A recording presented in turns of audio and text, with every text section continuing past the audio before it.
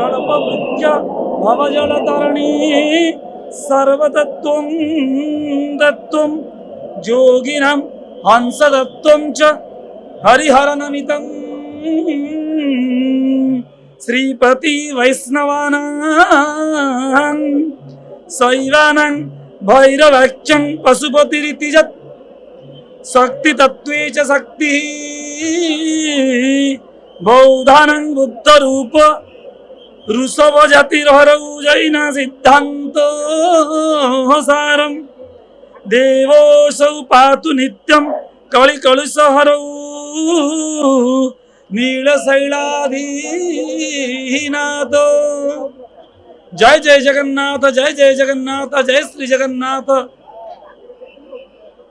कोटि कैवल्यनाथ महाप्रभु जगत्तरनाथ जगन्नाथ प्राण पुरुषोत्तम मणिमा महाबहुकर चरणार विंदरे ए दासर भूय भूय आभूम दंडवत प्रणाम को समर्पण करिदे महाप्रभुंकर आरोप विजयर ये धारा विवरणी को आगोसार करिवार कृपा भिक्षा करिवि चतुर्धा विग्रह निकट रे आरोप मंडपर गुंडीचा घरर सिंह द्वार चकड़ा उपरे जो नभश्चुम्बी रथत्रय आज दंडायमान होचंती कनक चैनल रो कनक न्यूज रो टीवी रो परदा उपरे दृश्यमान होचंती हलायुध संकर्षण भगवान बलभद्र आज स्वीकार करुथिले नामकरण रे कथा जे दी जनक पाखरे भद्र लागिला बेले जगन्नाथଙ୍କ पाखरे भद्र शब्द काहे के रहित हे गले कहले बलभद्र ये समग्र संसार रे जहाँ पाखरे बल थाए जहाँ पाखरे शक्ति थाए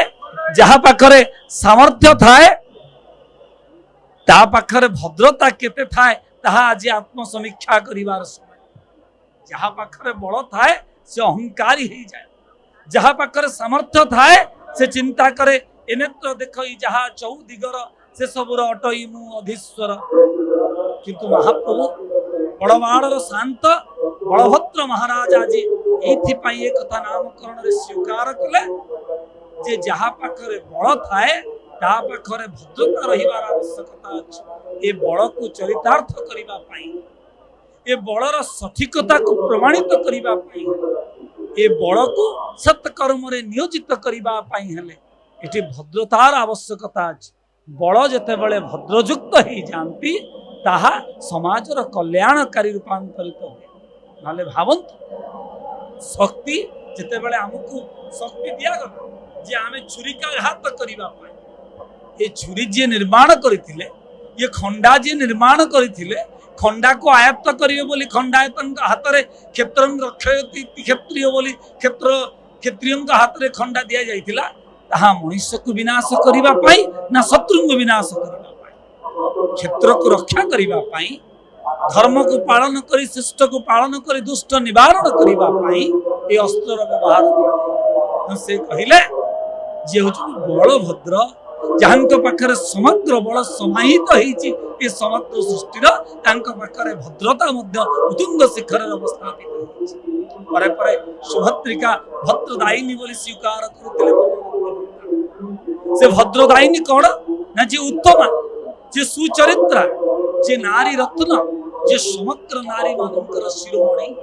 जदि नारी सौंदर्य होची तार अस्त्र जदि नारी सौंदर्य होची तार दक्षता तेरे जहाँ पाखे सौंदर्य अच्छी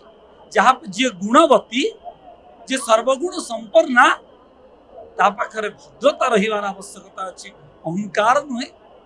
जे रूपसी से भद्रता को अवलंबन करिवार आवश्यकता अछि यदि रूपसी भद्रता को रहित हो जिवो तबे ताहा विपथगामी हो जिवो से कहले सुभद्रा जे भद्रा से उत्तम।